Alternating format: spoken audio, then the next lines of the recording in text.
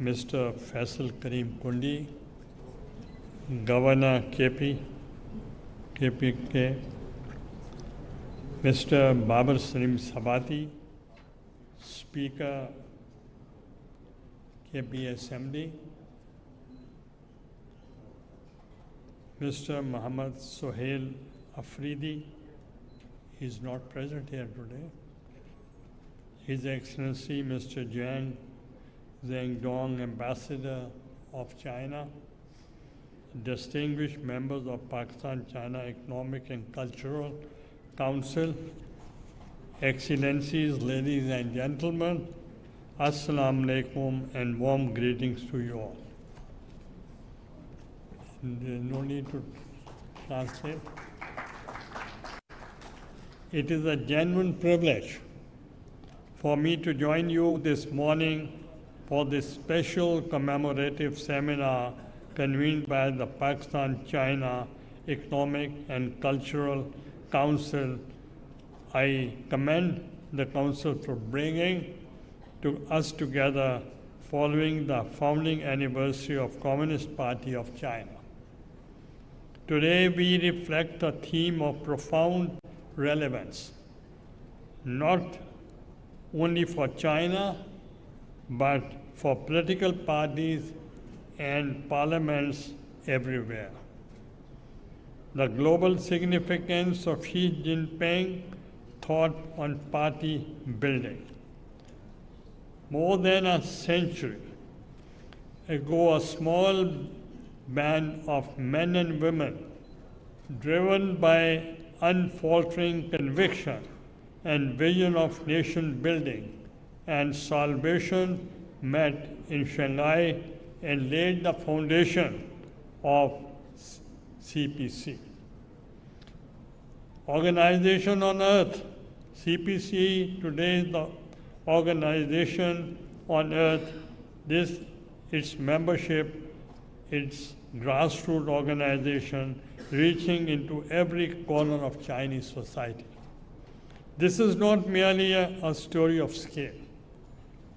It is a story of century-long struggle for self-renewal, discipline, and perpetual transformation that few nations and institutions in human history have managed to sustain. Under the Communist Party of China, the Chinese nation has authored what is rightly described as one of the greatest development achievements of the modern era.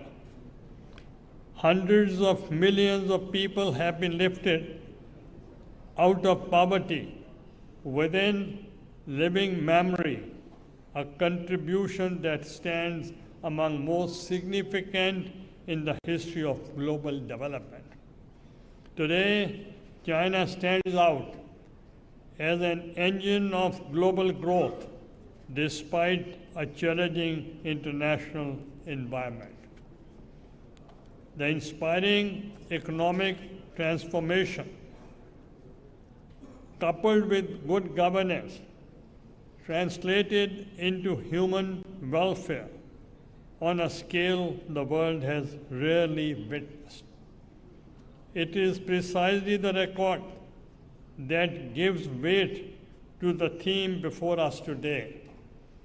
Only recently, at the National Conference of Party Building in Beijing, the Communist Party of China formally articulated Xi Jinping's thought of party building, affirming the leadership of the party remains the most essential feature of socialism with Chinese characteristics. At its heart lies candid land. I would say in courageous proposition that durability of any ruling party needs not to be absence of problems, but on the honesty and discipline with which it confronts them.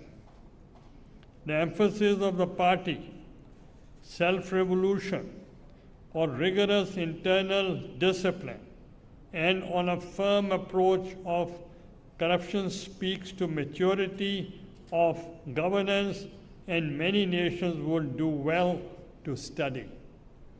This is why Chinese scholars themselves describe this body of thought as an offering an intellectual resource for political parties across the global south or out our own region included. I find the Chinese experience much that resonates with our own parliamentary preoccupations towards building strong institutions. Institutions are accountable to the people they serve, that renew themselves honestly, and that translate political stability into development outcomes of ordinary citizens. Strong political institutions, whether they are form of the foundation on which durable peace and shared prosperity are built, it is in the spirit of institutional learning and mutual respect that Pakistan engages with China's remarkable journey. This seminar also gives me the occasion to reflect once again on the extraordinary friendship between Pakistan and China, an all-weather strategic partnership that has rightly earned the description of an iron brotherhood. Today, this enduring friendship extends to robust defense cooperation, exemplified by the joint production of JF-17 Thunder and introduction of J-10C fighter aircraft, and continued collaboration in the modernization of the armed forces of both countries. It spans economic partnership through China-Pakistan Economic Corridor, CPEC, and the transformation of Gawada into a hub of regional connectivity. And it spans the deeply human dimensions expressed through scholarships, cultural exchanges, and cooperation in health and education that has touched countless Pakistani families. Whether in moments of triumph or in hours of trial, from earthquakes and floods to the pandemic, China has stood steadfastly by Pakistan's side. And we are deeply grateful for that solidarity. Excellencies, ladies and gentlemen, as we look ahead of the next phase of China's national development and in Pakistan's own development, there is much scope for our two nations and indeed our two parliaments to deepen collaboration in trade, technology, clean energy, and parliamentary exchanges.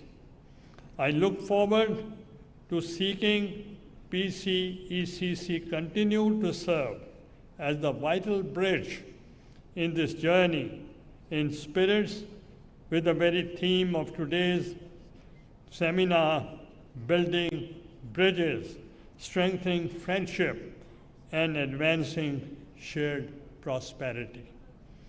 I once again congratulate the organizers on this timely and thoughtful seminar, and I extend on behalf of the Senate of Pakistan and warmest felicitation to the Communist Party of China and the people of China on this historic milestone. Long live Pakistan-China friendship.